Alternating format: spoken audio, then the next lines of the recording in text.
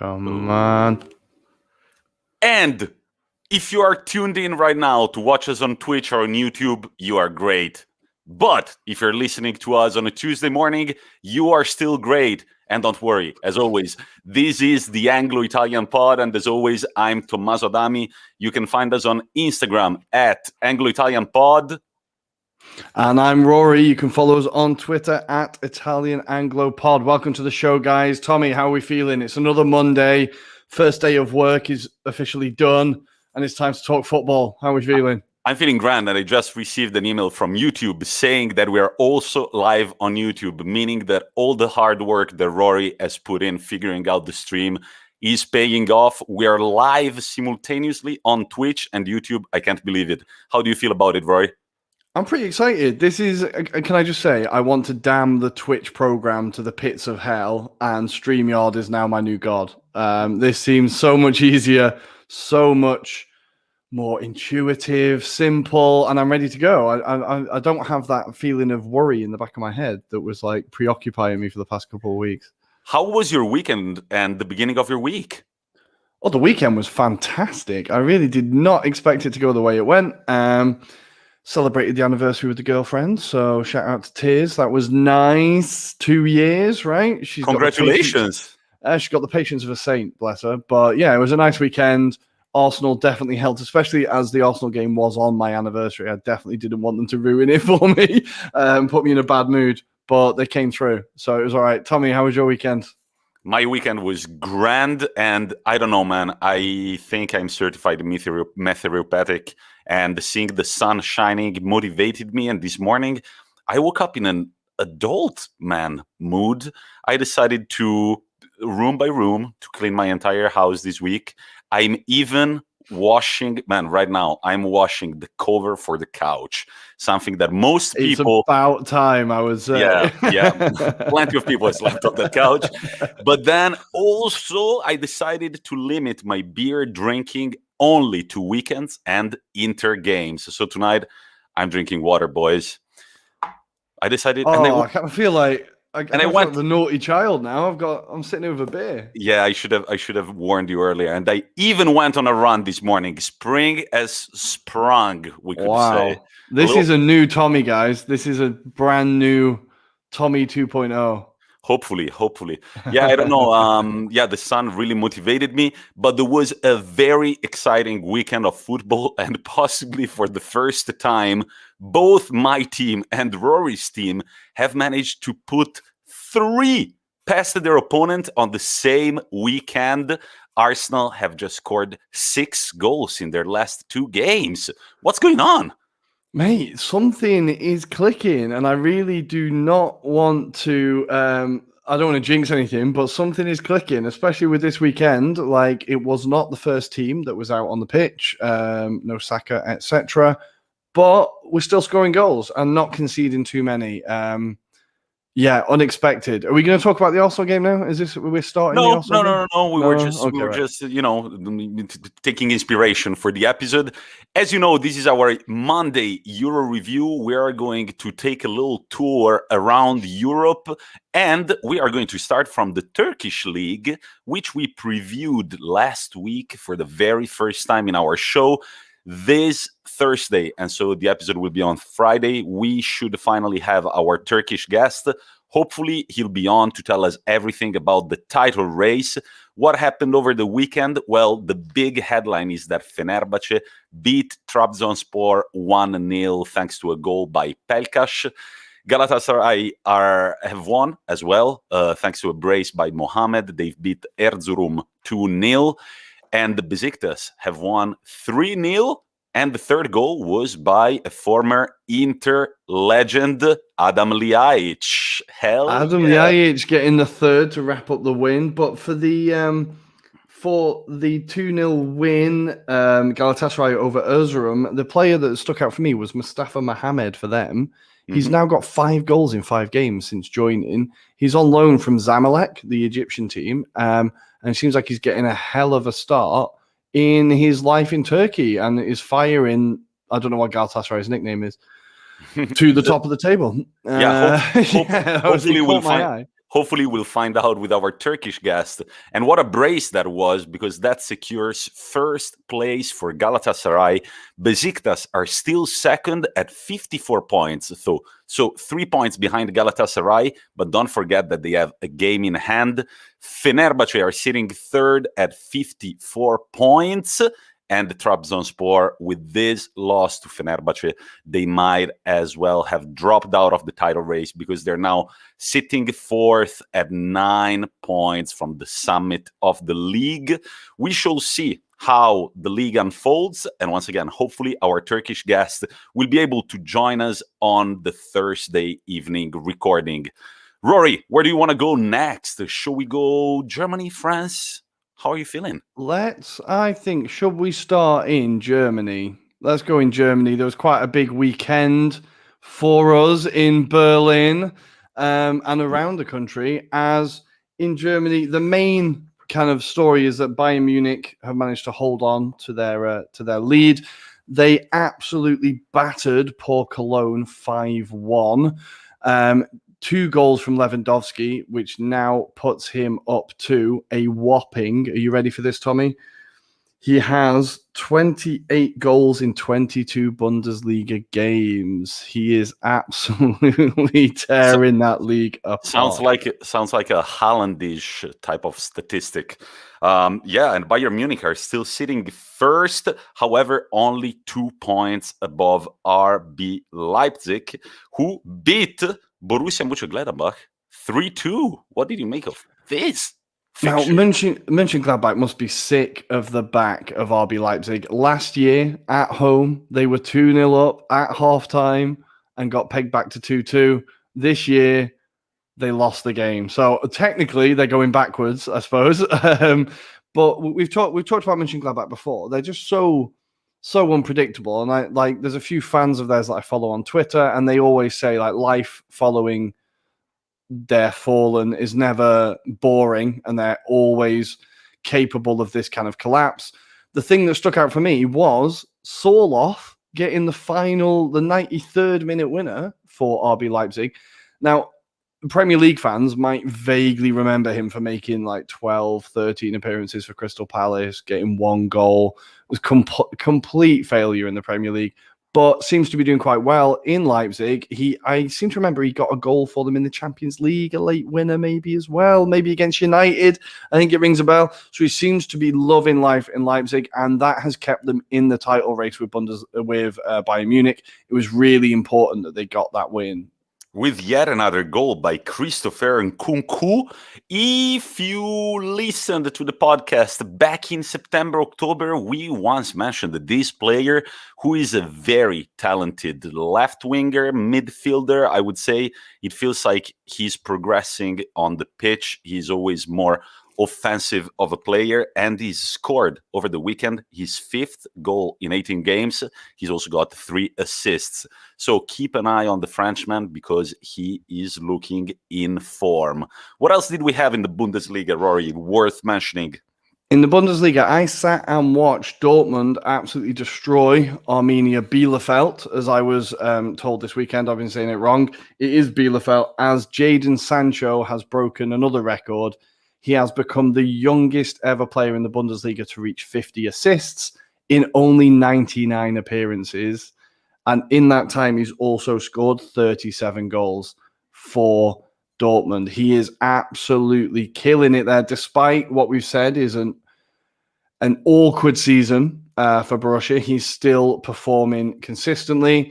There was a great celebration. I don't know if you saw it. I think it was the Sancho goal where they all stood in front of the camera. That's so cocky. You have to check so Gio Reyna's face is absolutely hilarious. They've all got the blue steel, and he's just like, "Is this really?" Is honestly, it's fucking brilliant. But again, it's another kind of shot of when we've said it might be a fun club to be at the moment. It seems like the players really, really do enjoy each other's company. You can tell they like each other. And as far as the game went, Bielefeld were absolutely nowhere near it. The only player for them that stood out was, I want to get this right, I think his name's Dauda. He's from Japan. He played kind of the number 10 role, and he was the only player for them that I thought, he actually had a few flashes, had a few chances. if anything was going to happen for Bielefeld, it was going to be through him.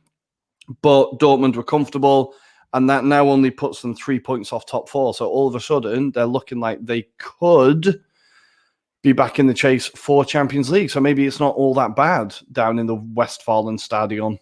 Right. And they take advantage of Frankfurt's unexpected loss to Werder Bremen away. So Frankfurt were on quite the streak, having won all 5 of their last Bundesliga games, including their latest against Bayern Munich. But then banana peel on the way. I wish I could say it in German, but I don't know how to say it. And they slip at Werder Bremen, who come out 2-1 winners in a thrilling comeback since Frankfurt had taken the lead with Andre Silva at the 9th minute. Where does this leave Frankfurt at this point in the season? It leaves them. I think they were sorry. I thought you were carrying on. I was looking for an interaction. Yeah. Sorry. It leaves them in 4th place. Again, only 3 points ahead of Dortmund. They had won 4 in a row before that, which is crazy. But yeah, it's all looking quite tight up there. Leverkusen as well, getting themselves back in the conversation, only 2 points off Dortmund. But the big story in Germany this week has been at Schalke. Of course, it's been at Schalke. You kind of like rubbing salt in. Well, this Schalke's. No, the thing is, the smile on my face is because this has all happened because they signed Mustafi and Kolasinac. So we got rid of Mustafi and Kolasinac, and they have moved to Schalke. And they moved in January. So within a month, they have now led a revolt in the changing room to the point that they've had to sack the manager and all the backroom staff. Wow. So yeah, so all the Arsenal fans who were, including myself, who were very happy to see the back of these guys, have now been vindicated, and we got, they were the problem. They were part of the problem. But Schalke were battered 5-1 by Stuttgart as things just got even worse for them. Kolasinac did pop up with a goal, so he might be leading revolts off the pitch, but he's doing his bit on the pitch. And yeah, things still look incredibly grim for Schalke, as they are now, of course, bottom of the table with 9 points and a massive 9 points away from safety. No wins in their last 5. They've won one game in the Bundesliga this year. They've won one game, and it came on January 9th after 1 year since their latest win in the Bundesliga.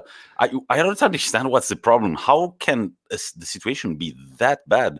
Not even 10 years ago, Schalke were up there. They were competing in the Champions League. They were kind of a Champions League regular. But you remember they had Raul up front?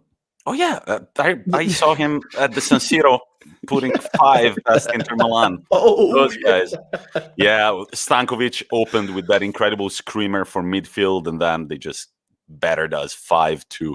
Yeah, that was when Schalke was still a competitive team, not anymore. Anything else to cover in Germany, Rory, or are we ready to move to, somebody says, Schalke, Chris, Schalke are the Sheffield United of Germany. Even worse than Sheffield United. Yeah, I feel like, honestly, we've said it before, they are the most miserable team to have to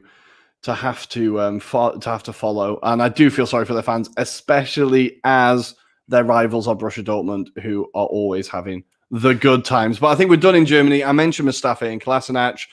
We can move on. I just wanted to get that dig in. Sorry, Schalke fans. And a shout out to our friend Richard Carman, who's an AC Milan fan and a Schalke fan. I'm sure he kind of regrets picking that German side. And what's up, Uncle Sharma? Yeah, let's not talk about that Inter Schalke game. We can move on. We can move on, right? Let's move on. Let's go to Spain, where, as we speak, Real Madrid take on Real Sociedad. Let me pull up the score. La Liga. And right now they're still 0-0 at the 15th minute mark. So what's been going on in La Liga this weekend? Well, Barcelona won past Sevilla. It wasn't a given. They won thanks to Dembele and Messi. The first goal by Dembele really looked like seeing the old Dembele that we used to know at Borussia Dortmund. The guy has had a lot of injuries. Well, I'm sure that playing for Barcelona in this specific period mustn't be easy, but it was good to see some old school Dembele just running past his opponents and with a very low razor shot to the second post, making it 1-0, and then go check out Messi's goal, because he dribbles a defender in a way that I have never seen anybody dribbling a defender. The defender just stands there kind of and then wonders, how did he get past me? Because this guy is literally standing between him and the goal, and Messi somehow manages to go through. That gives Barcelona a very important win. And as we speak, Barcelona are sitting second in La Liga, 5 points behind Atletico Madrid, who also won against Villarreal. Very important game if we think that on March 7th there is the Madrid derby, and Madrid, as I said, they're playing as we speak. But if they were to draw this game, they would be in even points with Barcelona. The goals for Atletico Madrid were actually an own goal by Villarreal and Joao Felix. Now, Rory, did you see how he celebrated his goal, Joao Felix? No, I've not seen it. Go on, tell me. It was in a very polemical Balotelli/Ibrahimovic fashion. Oh, wow. He just scored this bullet, like stopped it with his chest. Beautiful goal. Shot from outside the box, goal, and then he turns around and he silences the imaginary crowd around him. Now, you might think that somebody on the sideline, some managers might not like that. Do you think Simeone liked it or not, Rory? I can imagine he didn't hide his feelings. You wouldn't want to make that guy angry. Christ alive. No, he said, an interviewer asked him, don't you think that's a little excessive? And he said, I absolutely loved it. If this guy has like a chip on his shoulder and he wants to celebrate like that, that shows me grit, that shows me determination. It shows me that he's also playing not only to score goals, but also to silence haters. I'm all about that. Do you think you would be a player to thrive under Simeone, Rory, or you don't have the same mindset? I would, me personally. I mean, would you like having Simeone as your manager, or? I think if anybody could get the best out of me, the fear that he would instill in me would probably drive me on to reach my full potential. I think someone like Arsene Wenger, where you can like run rings around him and still go out drinking, I would take full advantage. I need a Simeone who's going to kick the shit out of me. I love what Simeone said last year, that commitment is non-negotiable, because he made it seem like that was the number one skill that his players are required to show. And having zero football skills, I feel like I could thrive under Simeone. I can at least try hard. I can at least try hard. I will run the length of the pitch multiple times without making sense, but I will do that for Cholo. And Getafe Valencia is the last game that I wanted to cover in La Liga, because Valencia lost 3-0, and there are talks of relegation that are making players cry. Am I right? Yeah, it's been a bad weekend for ex-Arsenal defenders, as Gabriel Paulista started crying in the post-match interview. Now, I'm not going to, we're not laughing at the fact he was crying. Obviously, it's horrific to be at that club at the moment, and if you were connected, if you were in the squad for that club when they get relegated, that is going to be like huge. If you know what I mean, that is possibly their worst team ever if they get relegated. So I think it's a big time in Valencia, but they've been in trouble for years. Financially, they've just been scraping by year after year. I don't know if you've ever been to Valencia, but you can see the new stadium that they were meant to build, and is now just this skeleton in the city. And I think maybe this pandemic is just the final nail in the coffin for them. They had to sell all their players last summer, like Ferran Torres left for 20 million, amongst many others. Rodrigo went to Leeds. Like, they had to sell a lot of their players. So I think it's been a bad season for them. But so Steve Cole has just mentioned they do have a billionaire owner. They do have a billionaire owner, but he doesn't seem to be wanting to put his hands in his pocket. And that is part of the issue, I think, as well as having a squad that is underprepared. Oh, I love Valencia as a city, and it would really be a shame if they were to go down. But I think there are enough teams in the league that are worse than them. I think. Two things. Number one, sometimes, as horrible as it sounds, and as much as I hope that my team will never be in that position, after so many years of like bad ownership management, debts and everything, sometimes it might be just better to start off a clean slate, go to the second division, figure out a few things, and then come back with I don't know, with the determination to live up to the name that they have, because Valencia, once again, just until 10 years ago, even less, they were Champions League regulars, always up there in La Liga. They were often competing for the title too. So they're the last team outside of Real Madrid, Barca, and Atleti to win La Liga, right? They're the last team to win it, and a long time ago now, but Champions League semi-finalists. But Steve Cole again just made another interesting comment. Their owner is the Mike Ashley of La Liga. And so Mike Ashley is obviously the owner of Newcastle. Yeah, I think their problems are going to continue until they get new owners. Remember, this is the owner that appointed Gary Neville as manager on no experience, if you know what I mean, and sacked him 3 months later. Like, it's been a basket case of a club for a while. I think the writing's been on the wall for a while. But you're right. Maybe if they go down, he has to sell and they can start afresh. But any Valencia fans who might hear, we do not want this to happen, right? No, we do not want this to happen. And if any Valencia fans are here, the other thing that I want to say is that I also have seen the Mestalla, the historical Valencia stadium, and I have never seen a European stadium so in the middle of apartment buildings. It was ridiculous. It looks so Spanish. It looks so Spanish. There is literally an apartment building with doorbells on it, and next to it there is the Mestalla, and I'm just like, what? Like in the middle of the city. And I thought it was very cool, and I always thought about the people who live at the 12th floor and they've got free season tickets for Valencia.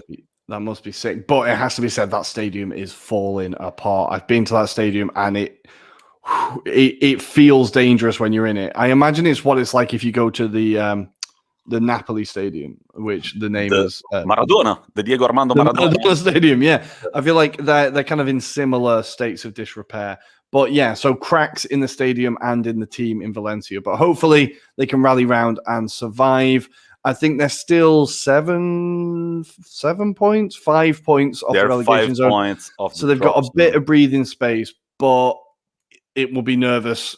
It'll be a nervous ending to the season, definitely. So before we go in depth with the Serie A and Premier League, and we also have to talk about the match previews for these midweek fixtures, let's move very quickly to Paris, where there is quite a few to talk about. And here we are. Look at Ruairi and all the effort that he put into finding these beautiful aerial views. Yeah. A bit of flair. Spotify listeners, Apple Podcast listeners, this is lame because you can't see the beauty that Ruairi was able to put up on screen. What do we have in France? Ligue 1, Ruairi? First game to review? Ligue 1, I'm not going to do the French accent. Ligue 1 is roughly the same. So from the top three, PSG were the only team to win predictably as they beat bottom of the table Dijon 4-0. Moise Kean is now still banging them in Ligue 1.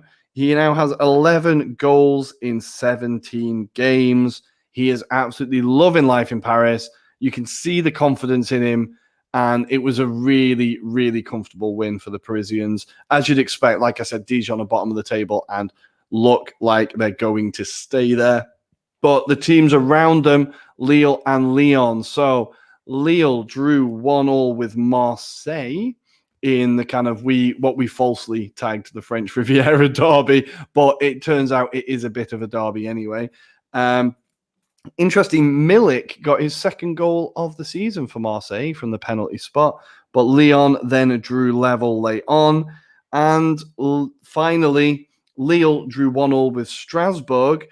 Now, they absolutely battered Strasbourg for 90 minutes. Strasbourg scored early on, and it took until the 87th minute for Jose Fontes, Premier League fans might remember him, to score a header to save their blushes and keep them 2 points ahead of PSG. But there are still 4 teams in 4 points up there in Ligue 1. So anything could happen. We need to very shout out exciting. Monaco as well. Monaco are looking in great form. Niko Kovac. Niko Kovac still killing it. Unbeaten in 5. They beat Brest 2-0. Goals from Jovetic, another Premier League legend, and Kevin Volland. So, 4 teams, 4 points separate them. And it's all looking quite exciting. But down at the bottom of the table, we told you to keep an eye on Nantes versus Nîmes. Well, it was a terrible game. It was 1-1, and they both dropped into the relegation zone as Lorient beat Saint-Etienne 2-1, which gives them a bit of breathing space. They are now 1 point out of the relegation zone. But unfortunately, the change in manager doesn't seem to be having much of an effect in Nantes. They've now only won 1 in their last 5, so it's not looking great there. But an interesting weekend in Liga. I think PSG will be very happy. They're the only team to win this weekend. Psychologically, that might do quite a lot for them.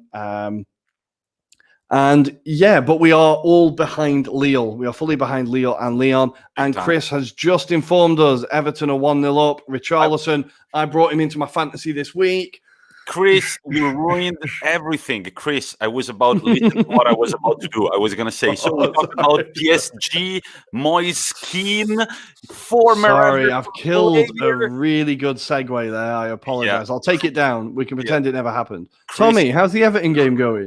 Well, no, I was going to do the PSG Kean Everton game. They've just scored. Let's move to the Premier League. Chris Hamilton, I hope you feel happy about ruining completely my radio talk about from switching to the league to the Premier League. So let's move to the Premier League, where Everton are currently 1 up thanks to Richarlison against the Southampton.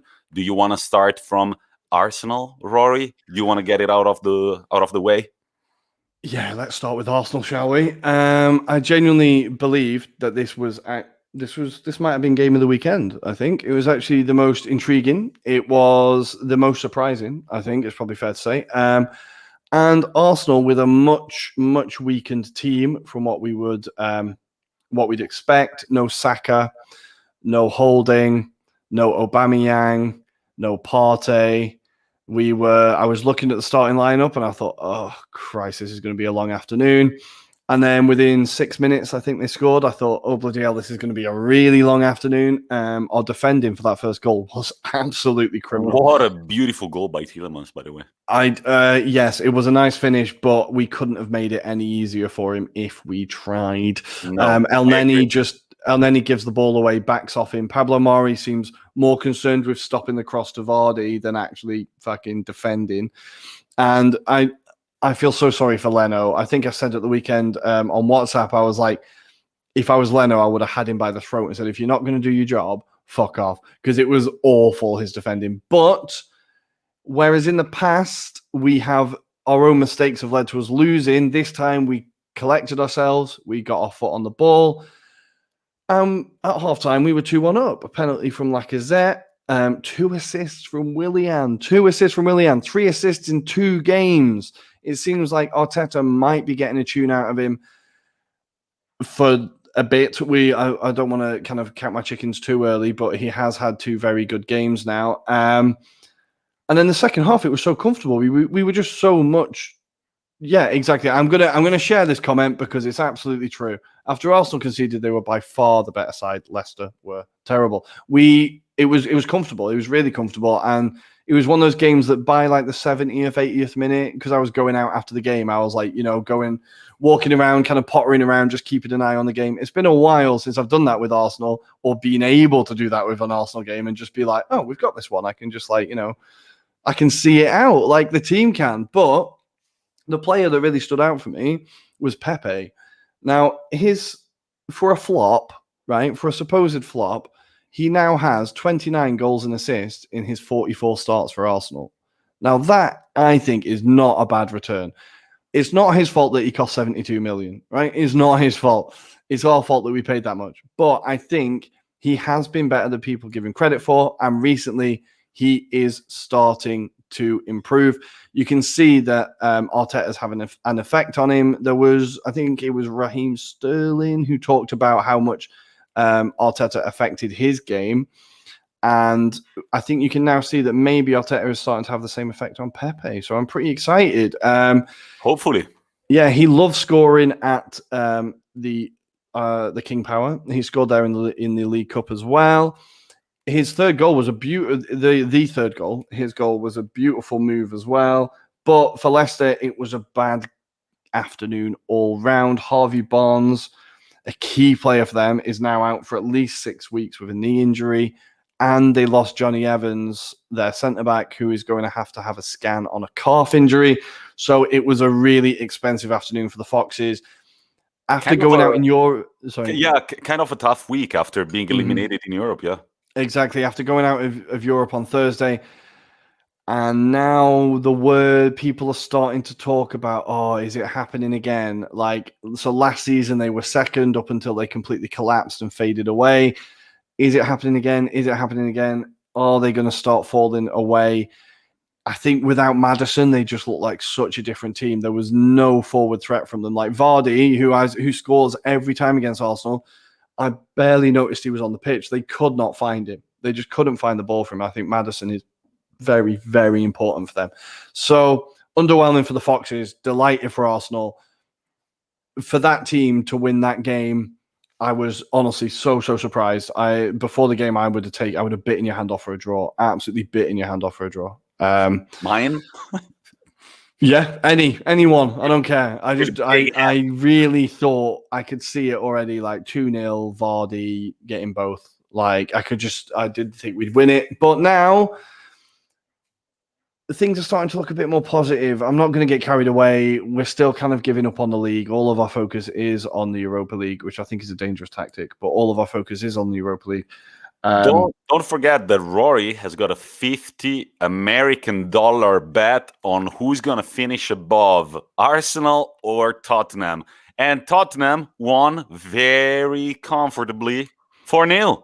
And they're still up. How do you feel about your bet? I told you before we clicked record, I am still confident. I think we are on... I'm just going to sound so stupid when this gets clipped in about 6 weeks' time. But I think... It's minute 32, in case you're wondering. Okay, I think we are on an almost upward trajectory with our manager, with the team. I feel like we're going up. I feel like with Tottenham, it's kind of going the opposite way. They might get the odd good result, but I feel like the overall trajectory is a downward one.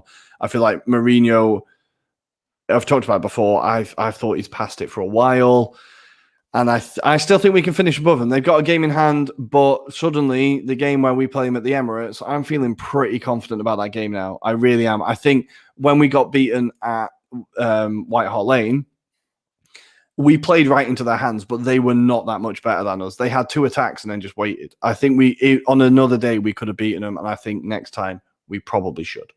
There are talks. But let's talk about the Spurs performance, right? We need to give them some credit. There are talks about a 3-way live stream when Arsenal take on Tottenham. It will be Milan with Rory and I, and Minneapolis with our friends Carl and Max, to watch the game together. I'm not super keen for it. I think it'll be good, but I've already got I can already see the video clips of me throwing the headphones off and swearing. If you know what I mean, I can already see it. So it's like I do not take these things in good humor. I just don't. But what do we have to say about Spurs? Gareth Bale, brace. Let's go. So 4-0, very comfortable win, right? Well, they scored within 2 minutes, and then from that, Burnley were done. It has to be said, Burnley were without their key striker, and they did have a few injuries. But for Tottenham, that is a great result, 4-0. But they always batter Burnley. I said it on the group at the weekend. I said, you'll batter them because you always do. It's always 5-1, 4-0. Burnley, I feel like they don't concede often, but when they do, they concede loads. They'll keep a clean sheet or they concede 3. Yeah. There's no kind of middle ground. So I think, but not to take any credit away from Tottenham, beating a 4-0 win in the Premier League is always a good result. Kane scoring as well, of course. And that keeps them in, I want to say, 7th place, 8th place. They are currently sitting, oh my God. 8th. I know, keep scrolling down. 8th place, only 2 points ahead of the mighty Gunners before we play them in 2 weeks' time. and they are 5 points away from any European football. Yeah, it's going to be. It's weird because now both Arsenal and Tottenham are focusing on the Europa League, and Mourinho's come out and said my main focus is the Europa League. So it's going to be interesting to see how much they actually perform in the league, or whether he does just completely sack it off. But 4-0, it's a great win, but it's not where the major talking points were this week, Tommy. Sorry, what do you? It's not where the major talking points were this week. No, the major. Yeah. Let's see if I've guessed it. Chelsea United? No? Well, for a 0-0 game, there is a lot to be said. I guessed it. Good. Yeah, so I didn't actually have a chance to watch the game. I just watched the highlights, and what was I, 30 seconds? And I do not remember anything of what I saw, because it was extremely unexciting. That's what I remember. So Ruairi, refresh my memory. There was a bit of VAR controversy as well, right? Well, this was, so nothing happened in the game of any note. Like, the second half was marginally better than the first half. There was a few more chances. United probably had the better chances. There's a really funny clip of like Ollie clapping and laughing as Fred just spams one into the stand, and he's like, yeah, good work. It's just really funny. You got one shot out of the way. Right? Yeah, but basically, I still don't know why it wasn't given handball. So. It's a free kick that comes in, I believe, or a corner, and the ball comes across. Callum Hudson-Odoi kind of throws his arm out at the ball and flicks it, and it's definitely a handball, but it wasn't given on the VAR check. I think they said it's because it touched the United player first. I don't know, but anyway, it seemed like a bad decision. But the main controversy is not around the decision; it is around. And listen up, in case you don't know, because I found this extremely interesting. So after the game, Luke Shaw, who's had a great season for United, by the way, came out and said, I heard the referee saying to Harry Maguire, look, if I give this penalty, they'll be talking about it for days. I can't do it. Now, I remember at the time, they showed on the camera Harry Maguire and the referee, whose name escapes me now, God damn it, talking, and Harry Maguire did pull a face of like a kind of a face of shock and like, what the hell was that? So maybe like, but anyway, since after that, Ollie came out and kind of, without saying it, supported his player and just said, look, if he said, like, we all know what Luke Shaw said, if that's true, this is shocking. So Ollie kind of supported his player, but obviously Ed Woodward at United has just gone, fuck that, and distanced himself from the comments. But now the FA have said that they're not going to fine Luke Shaw or Ollie for their comments, which is so rare for the Premier League, because they fined Nuno a couple of weeks ago just for daring to say that Lee Mason was not up to scratch. They fined him £25,000 as well. So for them to not fine him means that they must know that the referee actually said it, which is insane. Like, I think I put a tweet up last night that said, look, we all know that media noise affects refereeing decisions. We all know it. It's a fact, right? But for a referee to admit it and say it to a player is both moronic and shocking. Like, and I'm surprised Harry Maguire didn't make more of a scene at the time and be like, what the friggin' hell is this? Like, did you hear what this guy just said? But 0-0, nothing else happened in the game. Again, VAR just dominates the conversation. But this was preceded by an absolute shit show at the Hawthorns, where Lee Mason has had an absolute shocker. Now, I still, despite talking about this with Chris for quite a long time on WhatsApp, I'm not quite sure what happened. So Brighton have a free kick. The player takes a free kick, and in between him kicking the ball and the ball going in the back of the net, the referee blows the whistle again to stop play, right? But Brighton score. So Brighton think they've scored, and he goes, okay, I'll give the goal. No, wait, go to VAR. He then disallows the goal. Then he gives the goal again. Then he disallows it, right? Nerve-wracking. Mate, there's a clip of him, right? And he's like this. He's like swatting his head. And I'm like, You know, when you're in class and you might not know the answer to a question and you get that kind of cold sweat and a bit of a panic. I could honestly, for that split second, I was in his body and I was like, oh, mate, I can feel the sympathy, that hot sweat you'd feel like, ugh. But anyway, he completely panicked and West Brom were 1-0 up at this point, and Brighton may go down as the unluckiest team of all time. So their XG for the last 3 games, I love a bit of XG, is 7.76, I think. They've had, I think it was 60 attempts and they've scored 1 goal. Right? Yeah, wasn't it that ridiculous? The both games versus Palace, like they had like 85 shots in 2 games. Palace get 1 shot and they score. Yeah, like, it's mental. It's mental. But this game is like Brighton were trying to prove XG wrong. Right, they missed 2 penalties, right, and they spurned every chance they created. Big Sam fucking loved it. You could see it on his face. He got his team got a goal in the 10th minute, and he just sit back and go, right, boys, just let them knacker themselves out. These lot can't score. Like, they won't score till we keep playing for a week. Like, and they just fell apart. Could not get the job done. And Brighton just need a striker. They've got a great manager. They've got a fairly decent squad.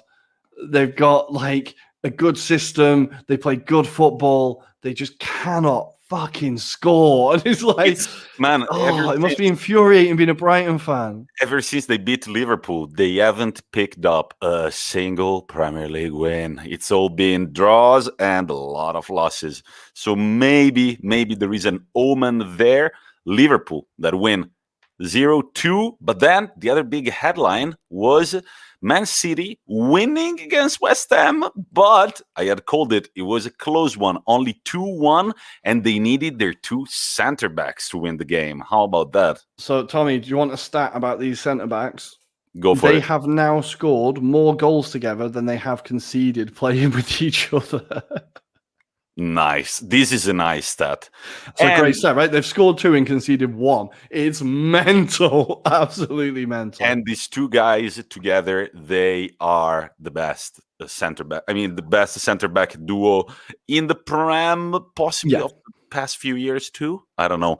I think you'd have to say the Liverpool partnership last year, Van Dijk Gomez definitely pushes it, but I want to talk about Stones. I know Diaz is getting all the praise. Yeah. But John Stones last season, he was cast out. He was not getting starts.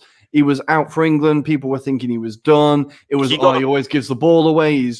People were Maguiring him last year. I remember he was. I feel like he definitely got pilloried as much as. But this season, alongside Diaz, all of a sudden he has played himself into form again. He looks incredible, and now it's gone from within England talk. It's gone from should Stones be in the squad to right, who's going to partner Stones in the Euros? If you know, it's not even a question. I think. I like John Stones as a player, very cultured centre-back, like really good passer of the ball, great on the ball, and I really enjoy watching him play, so it's good to see him back in full form, and I wanted to give him a bit of credit because Ruben Diaz is getting all the credit at the moment, but fair play to both of them. And then while we're here, we have to talk about West Ham. They made it so difficult for City. They made it so difficult. I said they went toe-to-toe with them. They absolutely went toe-to-toe with them, and fair play. And I mean, it's as I said in the pod last week, I think it's a loss that absolutely doesn't mean anything about West Ham. If anything, is going to give them motivation because they were able to, to challenge Man City for 90 minutes of football, the best team in the league, possibly the most convincing team in Europe at the moment. Without the possibly, they've won 21 in a row now. 20 in a row now. So, yeah, and I just figured out that I can also read the comments on the chat here. Well, this is the thing of like, it's for West Ham, and like even their players after the game were like, posting things of like, oh, it's not good enough. We could have got something there. Like, that they were like suffering for that loss, and they really did push City. They really did give him a challenge. Like, just the player that stuck out for me the most was Soufal at right back. That guy, Ferran Torres, could not get past him. For the first half, he just didn't have a sniff. Soufal was strong. His positioning was great. His timing in the tackle was amazing. His playing out of the back, he was incredible. I think this new Czech link that West Ham have got with him and Souček, and now apparently they're after Slavia Prague's striker as well. It seems to be working quite well for them. David Moyes has come back from the dead. He looks like he's come back from the dead, and his career has come back. If you'd have told me when he was at Sunderland that in a couple of years he'd be in charge of a top 4 team in March, I would have laughed at you. I thought Sunderland was going to be his last job. I thought that was him genuinely done, but fair play to him. It seems like that squad, he's just built it very well. Their positioning, their off-the-ball discipline is fantastic. Like, even because City are going to have 99% of the ball, right? But they just didn't give any space. They didn't give any space, and City found it very difficult to break them down. But as it always is with teams like this, they do get the goals, even if it means both your centre-backs have to score. And our friend Kamal wanted us to talk about the fact that, as he put it, Man City have won the league thanks to squad depth. Rory, how do you feel about this statement? Is that true? Well, their bench this weekend was absolutely mental. I'm going to get it up because I think they had Sterling, they had Bernardo Silva, they had Phil Foden. I think their bench was worth overall about 300 million. I just need to quickly check it on Saturday. It was, wasn't it? So their bench was filling for time. Their bench was Gabriel Jesus, Foden, Rodri, Cancelo, Laporte, Mendy, Bernardo Silva, and Raheem Sterling on the bench. Basically, if that was a team alone, it would challenge Man City to the title, probably. All of those players walk into the Arsenal team. All of them. And I heard someone on the TV saying the only team that could beat Man City at the moment is Man City's second 11. It's the only team that could beat them. And I have to say one thing. I have always liked to be the devil's advocate when talking about Guardiola. Yeah, he was good at Barcelona, but at the same time, the squad he had the best generation of La Masia graduates in front of him, the best player the world has seen in the past 20 years. So I was like, he still has to prove himself.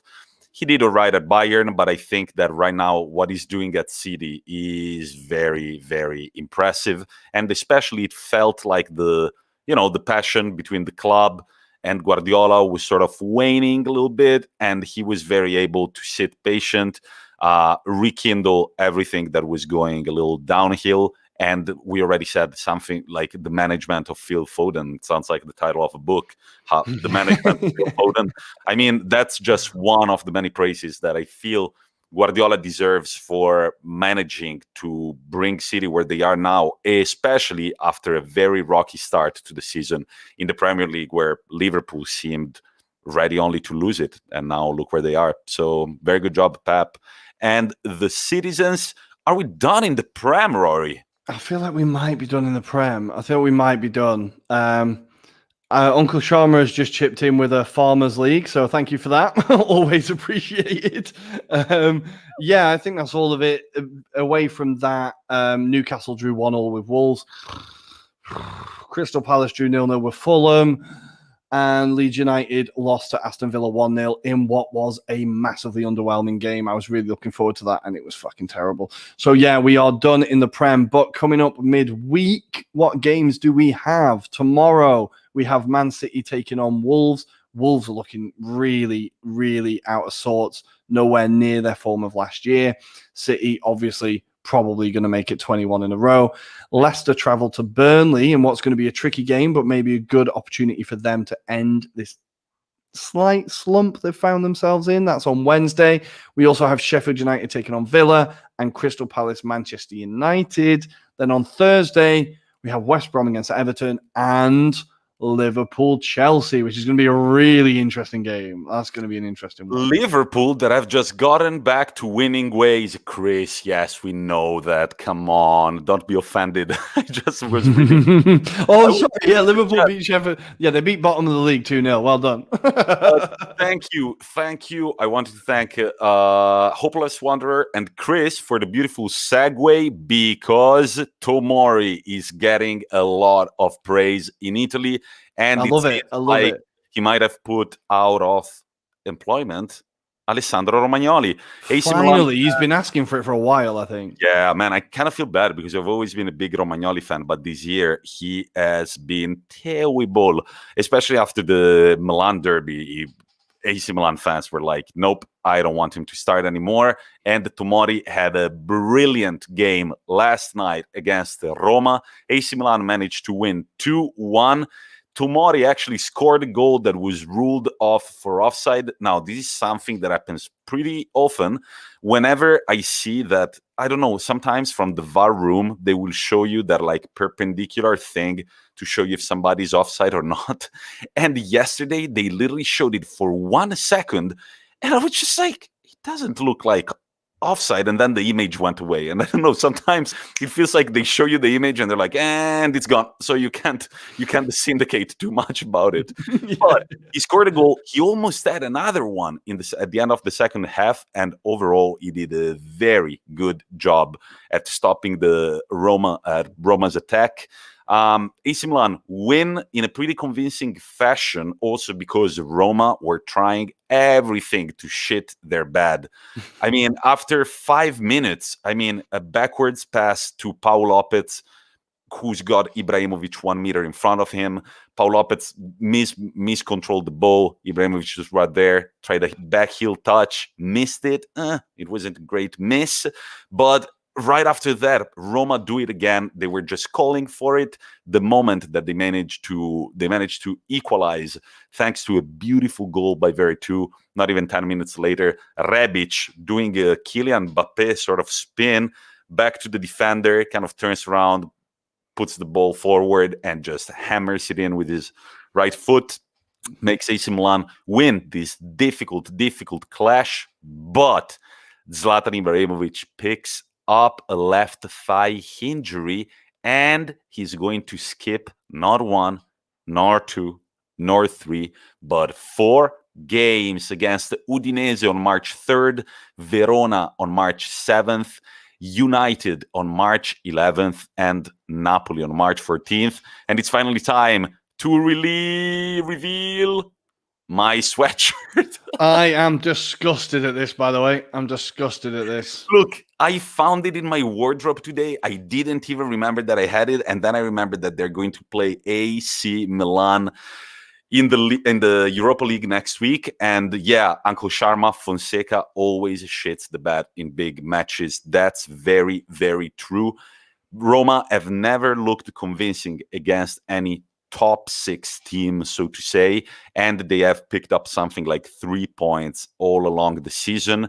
But also, I don't know, it kind of reminded me of that Lazio Bayern Munich game, maybe because they're both teams from Rome. Like, it just looked like they weren't there mentally. Like, come on, man, show some grit. They came on the second half, Roma looking a little better, but then AC Milan, they've done it over and over again this year. They've shown how compact they can look.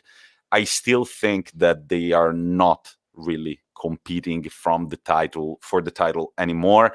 They've got a pretty tough calendar. As I said, Udinese, Verona, United, and Napoli are their next 4 games, and they're going to play United and Napoli in a 4-day span. We've just had a quick shout, sorry, before we move on, from Steve Cole saying, was the best game of the season that I have seen. Milan against Roma. What do you think, Tommy? I thought it was good. I had a problem with the connection because I couldn't find a good stream, not even with a VPN. But we couldn't find a good one, and then we left for a bunch of AC Milan YouTuber commenting the game. Then we managed to get the stream back. It was it was a good game, but in the first half, like most of the opportunities were started by Roma's mistakes. Villar, whom we have praised over and over again, had bad mistakes. I think that AC Milan were very good at not really going down when Roma tied the game. They were able to find their grit, push forward, and score a crucial second goal.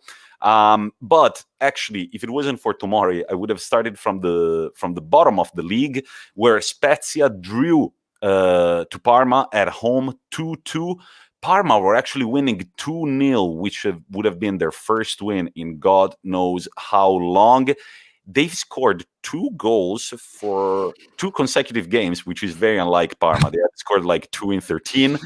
But then Ghiasi, a Ghanaian Italian footballer, 24 years old, 24 appearances, 4 goals and 4 assists for Spezia this year, gives Spezia 2 goals and managed to draw.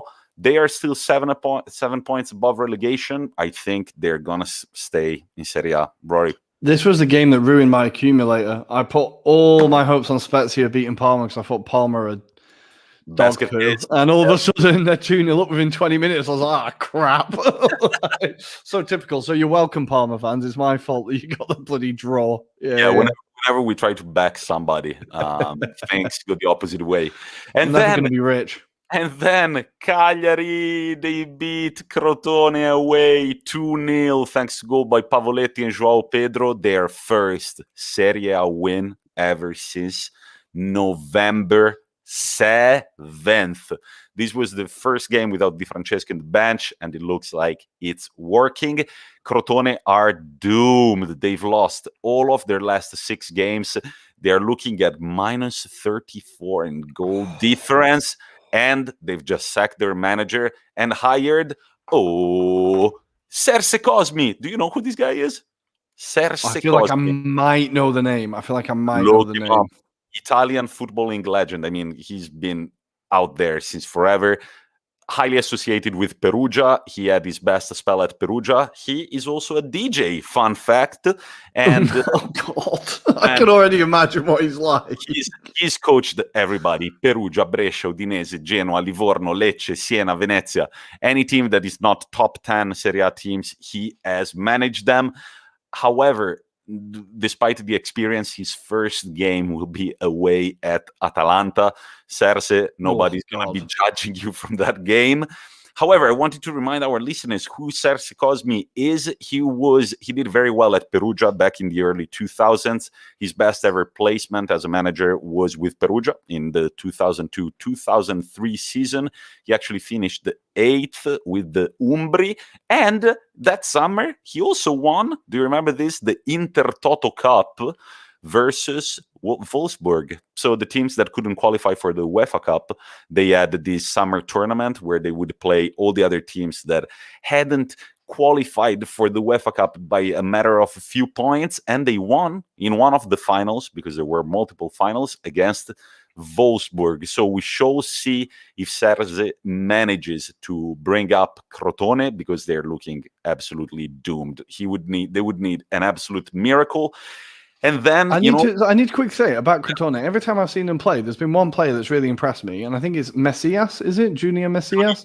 Junior Messias. Yep. He's the one player. Well, yeah, he's the one player that whenever I've watched him, I'm like, man, this guy could actually he could stay in Serie A even if they don't. I don't know if he's played in Serie A before. I'm just looking at his Wikipedia. But the first time I read his name, I only read J Messias, and they said, please God, make it Jesus Messias, because that would yeah. Oh, if only his parents missed a trick there, right? His parents really missed a trick. Would have been absolutely insane. But yeah, man, he's very lively. He's a very, very good player, and he's the one that has really stood out for Crotone. Also, the goalkeeper is not bad. Cordaz. He used to be in the Inter Milan youth team, but then a player at Inter Milan asked him if he wanted to stay a little longer at the training pitch, just to try out a few penalty kicks. And this player, by the name of Recoba, do you remember him? He managed to break his wrist while they were trying free kicks. Yeah, so the guy was actually out, not playing football for about 2 or 3. He was like 17, and the Recoba broke his wrist with like a 90-mile-per-hour rocket. And I bet Recoba was just like, I can just imagine him strolling off laughing like, never mind, I'm going to go smoke another cigar. There goes another goalkeeper. But another team that might need help big time is Fiorentina, with only 1 win in their last 5 games. They lost to Udinese with a very bad defensive mistake. 17 Serie A games since Prandelli was appointed Fiorentina manager again. only 4 wins, 5 draws, and 8 losses. And one of the wins that they had under Prandelli was huge against Juventus, 3-0. But the other 3 wins, they came against Cagliari, Crotone, and Spezia that are, not the greatest of oppositions. So I think that Fiorentina really need to sit down and think of how they can value this team, because they've got the players, but things just don't seem to be clicking. And as Ruairi said, this was the latest you have ever received the message Dragowski got scored against. I was genuinely because I thought on Sunday, I've not got any updates from Fantasy yet. I was like, I'll have to check the score. I was like, 0-0, nice. He's like, he might get a clean sheet in 87 minutes. For fuck's sake, could you just keep one clean sheet for the love of God? In fact, just to quickly go through my fantasy, I bought Osimhen at the beginning of the season with all of my money. Then he went missing. So then in January, I bought Dzeko and Mandzukic as I'll use them as a backup. And now all 3 are out. So I've got no strikers. I'm having to play Kulusevski up front. And then I leave Sanchez on the bench. And he comes on this weekend. And honestly, my phone nearly got thrown at the fucking wall. I swear to God. Anyway. Moving up the Serie A table, we had a very interesting upset. Bologna-Lazio 2-0. Bologna have not lost a game in all of the month of February. Immobile, would you believe it? He missed a penalty. Skorupski for Bologna with a very crucial save, and Lazio, just like you said last week to describe their performance against Bayern Munich, kind of looked out of their depth, meaning that it's not like Bologna crushed them, but there was absolutely no grit from the Lazio players. They haven't been in great form, and just like we were saying that Brighton sort of went downhill ever since they played Liverpool. Lazio were super in form until they played Inter, and then it's been Bayern Munich, Bologna. Yeah, so I don't know. It feels like I kind of feel bad for the Roman teams, because I think it would be sick if there was a real Milan-Rome football rivalry. Mm-hmm. But I don't know, man. It's got to be the history. It's got to be the legacy. They haven't been consistent ever in the past 10 years. No. And even last year that it felt like Lazio were maybe pushing for the title. In the end, no, it was a fuoco di paglia, as we say in Italian, a hay fire. And then it kind of faded away just like that. But then, talking about the big games, Verona-Juventus, 1-1. And this is Juventus's worst Serie A season in 10 years. They've got only 1 win in their last 5 games in all competitions, with 5 goals scored and 4 goals against. It was kind of funny to watch Pirlo's post-match interview, where he said that, Juventus have got a lot of young players too. Timeout. You paid these young players a shit ton of money. Bernardeschi, Chiesa. Chiesa is actually delivering. He's been playing awesome for Juventus this year. De Ligt last year was This year is definitely much better, but I don't think there is an argument there, Andrea. I'm very sorry. It's not a young play. Only a few you've brought up from the youth team. The other ones you've paid big bucks. And this is the squad that you have. And unfortunately, there is no discernible style of play. I think that Juventus are playing some of the most boring football in Europe. It's kind of easy when then you have Cristiano Ronaldo up front that can, turn your luck just like that. But I'm, kind of underwhelmed by Juventus at the moment. I really don't know who the title challengers are for Inter. I think it's only themselves at the moment. But we'll get to Inter. Napoli-Benevento, 2-0 win thanks to Mertens and Politano. A little bit of breathing space for Gattuso, whom we said, and I actually have a friend who works at Napoli that said that he's got a lot of offers and he's not, even if they didn't fire him, he would leave. Last week, there were some heavy words by De Laurentiis on Gattuso, as he often does, the crazy Napoli chairman. And after that, you're just when you publicly diss your manager, you're kind of making a statement that love is not in the air anymore, if it ever was. Atalanta pick up a beautiful 2-0 and clinical 2-0 win away at Sampdoria. Goals by Malinovsky and Gozens. They've got a new left back who is looking absolutely key. His name is Mele, I think it's pronounced Maehle, which makes it very funny if Timothy Castagne hadn't gone to Leicester, because they could have Castagne and Mele on the wings, which means chestnuts and apples. But unfortunately, that's a nice little mix. Very Christmassy little snack. I like that. Right. But that unfortunately didn't happen. Keep an eye on the guy. I believe he's Belgian, but he's been performing. He had an assist and a beautiful goal that was unfortunately ruled offside. But let's get to the table leaders. Inter Milan, comfortable as you wish. 35 seconds, Romelu Lukaku with his right foot. Let's go. 1-0, and then 2-0 by Darmian, 3-0 by former Man U legend. No, not really. Arsenal legend, Alexis Sanchez. Look, Inter, what I love the most about Inter at the moment is that they have a very discernible style of play. You look at them play and you like what you see. It's very clear how the team works. It's very beautiful. In case you're not following Antonio Conte on Instagram, I recommend you do. He's been posting clips of Inter Milan plays, asking, what do you guys think? He actually answers. I mean, I think it's his social media management team, but he answers to the fans that comment under the videos. And he often asks the question, how do you call this? Tiki-taka or vertical football? Or maybe a mix of both? Look, Inter have been playing good football. And I mean, it's just very complete. Even when the other team is attacking, Inter never look that much in danger. I can't really recall of any moment yesterday. Yeah, it was kind of frustrating to score in the first half, in the first minute of the game, and not score another one for another 55 minutes. But after that second goal came in, we were just like, okay, this is an easy win. And I think that we've got a leader in Romelu Lukaku.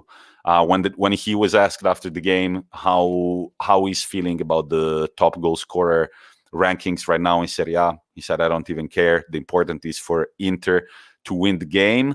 While Zlatan Ibrahimovic, when asked, do you believe in AC Milan keeping on pushing? He said, I believe in Zlatan.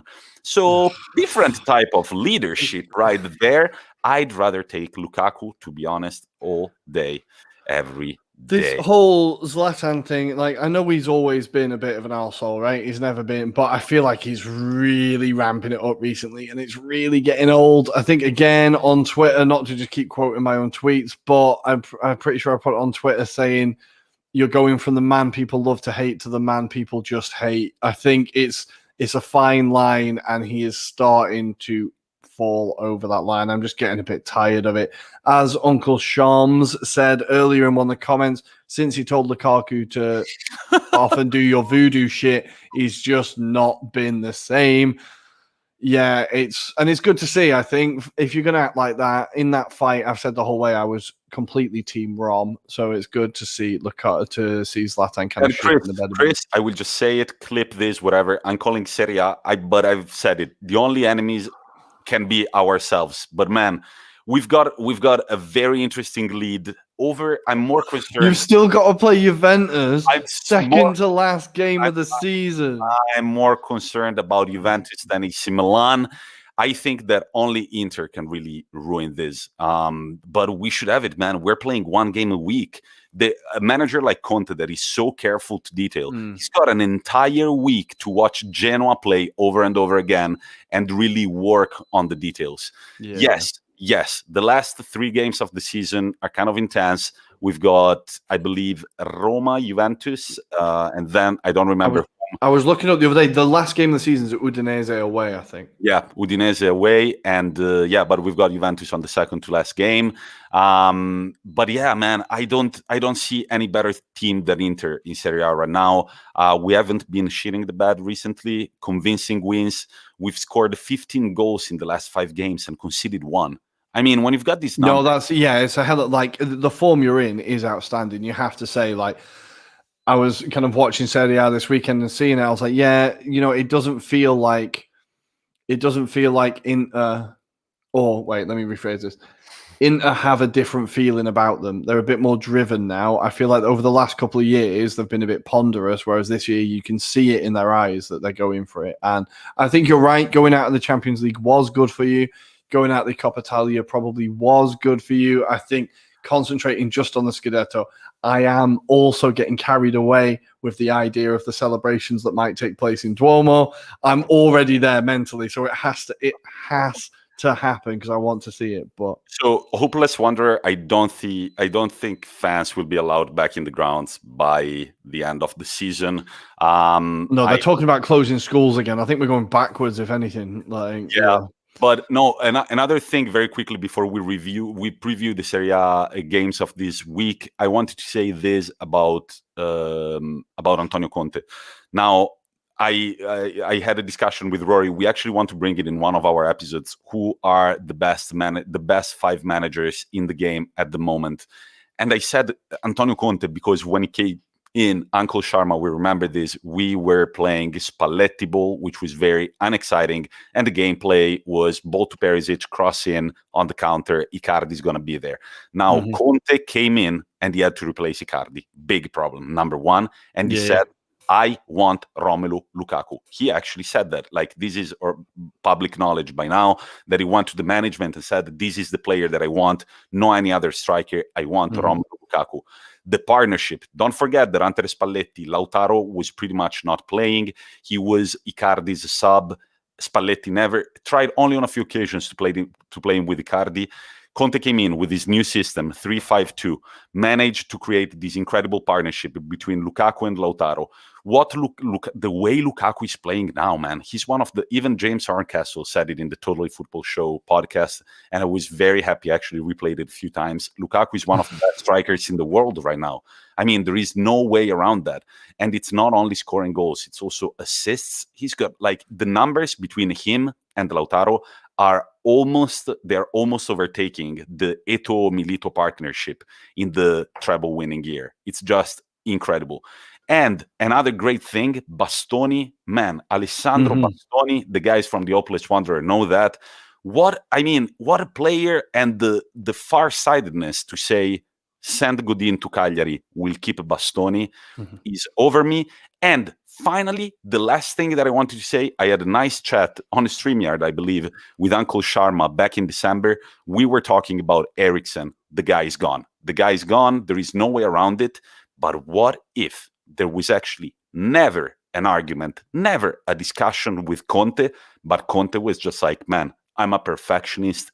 Until you play the football that I want you to play, movement by movement, pass by pass, you're not going to play. You got to learn the system, otherwise you're not going to play. And I feel like Eriksen could be a little like prima donna in some things, but man, the way I've seen that guy play, and that stuff you can't act. When you celebrate with your teammates, it feels like there is chemistry with the entire team.